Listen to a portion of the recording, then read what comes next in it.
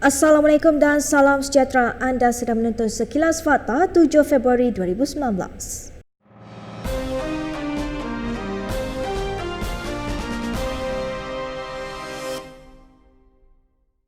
PAS sedia memberi kerjasama penuh kepada Suruhanjaya Pencegahan Rasuah Malaysia SPRM untuk menyiasat dakwaan RM90 juta dimasukkan ke dalam akaun pemimpin parti itu. Dalam suatu kenyataan, Setiausaha Agungnya, Datuk Taqiyuddin Hassan berkata, pihaknya sedia menyerahkan semua dokumen kewangannya termasuk penyata akaun-akaun bank PAS Pusat. Mengulas lanjut, Taqiyuddin berkata PAS juga turut mengalu-alukan dan menggesa mana-mana pihak yang kononnya mempunyai maklumat berhubung dakwaan itu agar tampil membantu siasatan. Tambah Taqiyuddin, beliau percaya SPRM akan menjalankan siasatan secara profesional dan tanpa gentar atau pilih kasih dan menyeru pihak yang mempunyai maklumat berhubung dakwaan tersebut tampil membantu siasatan. SPRM sebelum ini mengesahkan menerima laporan berhubung RM90 juta disyaki dari 1MDB yang didakwa dimasukkan ke dalam akaun beberapa pemimpin PAS. Pada 2 Februari lalu, Presiden PAS Abdul Hadi Awang menyelesaikan kes samanya terhadap Claire yang membuat dakwaan itu di luar mahkamah. Penyelesaian itu antara lain menyebabkan artikel Sarawak Report yang mengandungi dakwaan itu tidak perlu dipadamkan. PAS tidak tertekan dengan dakwaan maupun tindakan kepada SPRM untuk menyiasat dakwaan RM90 juta terbabit. Dalam laman Twitter, anggota Jawatankuasa Pusat PAS, Nik Muhammad Abduh, Nik Abdul Aziz, mengalu-alukan siasatan oleh agensi berkenaan. Mengulas lanjut, anggota Parlimen Pasir Mas itu berkata semua pihak tahu apabila semakin PAS berkuasa, maka semakin berkuasalah SPRM. Malaysia Kini sebelum ini melaporkan isu audio Nik Abduh muncul semula selepas Presiden PAS Abdul Hadi Awang menarik balik saman terhadap editor Sarawak Report Claire Russell Brown dengan penyelesaian kes di luar mahkamah.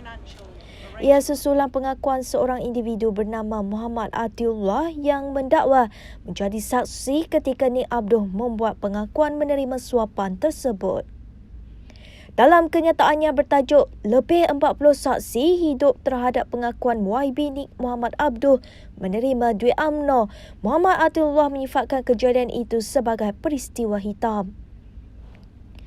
Pada 27 Februari tahun lalu, Amanah Kelantan menggesa pemimpin PAS tampil mengesahkan kesahihan rakaman audio yang didakwa sebagai bukti penyaluran wang oleh UMNO kepada parti itu. Susulan itu, Nik Abduh tampil membuat penafian terhadap dakwaan bahawa suara dalam rakaman audio itu miliknya. Pimpinan PAS Pusat turut digesa agar dakwaan berhubung rakaman audio itu disiasat, namun sebaliknya menegaskan penafian Nik Abduh sudah cukup. Bagaimanapun, ketika perbicaraan kes saman fitnah itu masih berjalan, Peguam Abdul Hadi tidak mencabar kesahihan rakaman audio itu. Mengulas perkara itu pada Jun 2018, Sarawak Report menyatakan bahawa Peguam Abdul Hadi berkata Nik Abduh dan pemimpin PAS lain yang didakwa hadir ketika rakaman audio itu dibuat merupakan antara individu yang akan dipanggil sebagai saksi perbicaraan. Timbalan Menteri Luar Marzuki Yahya menjelaskan bahawa ijazah dalam pentadbiran perniagaan beliau adalah dari Cambridge International University yang berpusat di Amerika Syarikat dan bukan University of Cambridge di United Kingdom. Memetik Malaysia Kini, pengajiannya itu adalah untuk memperluaskan pengetahuan dan perniagaan yang diceburi sebelum menyertai politik. Marzuki sekali lagi menegaskan beliau akan memberikan semua bukti kelayakan akademiknya kepada polis sebaik sahaja dipanggil untuk disoal siasat.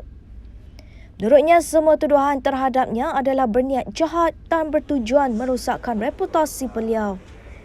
Carian Google mendedahkan bahawa terdapat dua institusi yang dinamakan Cambridge International University. Satu adalah universiti berpangkalan di Amerika Syarikat yang didaftarkan di Delaware, sementara satu lagi berpusat di Sepanyol dengan alamat pejabatnya di Florida. Kedua-dua universiti itu adalah berbeza. Bagaimanapun, laman web untuk kedua-dua universiti itu menimbulkan persoalan tentang kredibiliti setiap institusi. Institusi di Amerika itu dengan jelas menyatakan pada halaman akreditasinya bahawa ia tidak diakreditasi oleh agensi akreditasi yang diiktiraf oleh Setiausaha Pendidikan Amerika Syarikat. Halaman itu juga menyatakan bahawa akreditasi adalah proses sukarela dan tidak menjamin pendidikan yang berbaloi. Laman itu menyenaraikan 150 program termasuk satu dalam pengurusan kasino. Institut ini menawarkan sijil dari peringkat sijil kepada kedoktoran dengan yuran yang biasa. Jumlah bayaran untuk ijazah sarjana muda adalah sebanyak $5,000. Tiada pecahan yuran bagi setiap semester. Bayaran boleh dibuat melalui perkhidmatan pembayaran dalam talian PayPal. Walaupun menyediakan pelbagai program, laman web itu hanya menyenaraikan 13 fakulti adjang dan 12 fakulti antarabangsa. Tiada kursus yang diajar atau kelayakan dinyatakan. Salah satu foto fakulti mempunyai tera air watermark dari laman mencari jodoh Anastasia Date. Laman web ini menghubungkan lelaki dari Amerika Utara hingga wanita di Eropah Timur. Namun web ini juga menyenaraikan 20 rakan akademik dari seluruh dunia. Bagaimanapun institusi rakan kongsi yang disenaraikan kelihatan tidak wujud. Sesebuah kerajaan yang mementingkan integriti tidak akan menerima sebarang pembohongan dalam kalangan anggota kepimpinan mereka. Memetik di Facebook Mufti Perlis, Dr. Muhammad Asri Zainul Abidin berkata, sebagai sebuah kerajaan berwibawa, pihak terbabit tidak boleh membenarkan anggotanya memiliki sijil pengajian yang palsu atau diperolehi secara tidak sah. Katanya perbuatan tersebut melambangkan individu terbabit tidak memiliki sifat amanah dalam dirinya. Kenyataan itu memang bersifat umum namun tidak menamakan mana-mana pihak.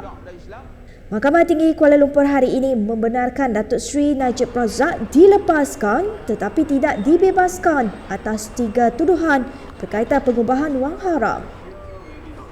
Hakim Muhammad Nazlan Muhammad Ghazali membuat keputusan itu selepas menerima permohonan Peguam Negara Tommy Thomas. Najib dikenakan 3 tuduhan tambahan mengikut Akta Pencegahan Pengubahan Wang Haram, Pencegahan Pembiayaan Keganasan dan Hasil Aktiviti Haram AMLA 2001 pada 28 Januari lalu. The Attorney General dropped a bomb on us and say, we want to make it easy, we want to withdraw the new charges that we preferred and for which we asked for joint trial. For which the court asked, prepare and come and submit whether it should be a joint trial. You just imagine if you are the accused person. 3 new charges brought. You get surprised last week. You say, my goodness, macam mana? You put 3 new charges to be joint trial. And I've got another week to prepare. These are 3 new cases. Nothing to do with the old cases. The money is different. The amount is different. The banking account, some of them are different. And the period is 6 months different. So which means a new case. How can you compel me to go on the trial? Okay? You must bear in mind, we have never asked for postponement for no good reason. You caused us to ask for postponement. In Datuk Seri Anwar Ibrahim case, almost 70 times postponement during the trial. Almost 70 times were given. Here we said there's an excellent reason for you to postpone this trial because you have just caused this severe dislocation to us. It's done by the prosecution to us. Okay? So anyway, they stood up, they say, we want to withdraw the 3 new charges because we think it'll be better for the case so that there is no delay on the trial. But if you have got that in mind and if you're a decent Attorney General, shouldn't you tell us a lot earlier so that we don't have to prepare? So that we concentrate on preparing the main case. Isn't that correct? Yeah? So what is your intention? Are you trying to sabotage us in our preparation of the main case by doing this? Baiklah, jangan lupa layari laman web kami di www.kintv.com/pm untuk mendapatkan berita terkini. Anda juga boleh layari di YouTube Kini TV. Saya Nur Syihah Muhammad Amin, salam hormat dan kita jumpa lagi.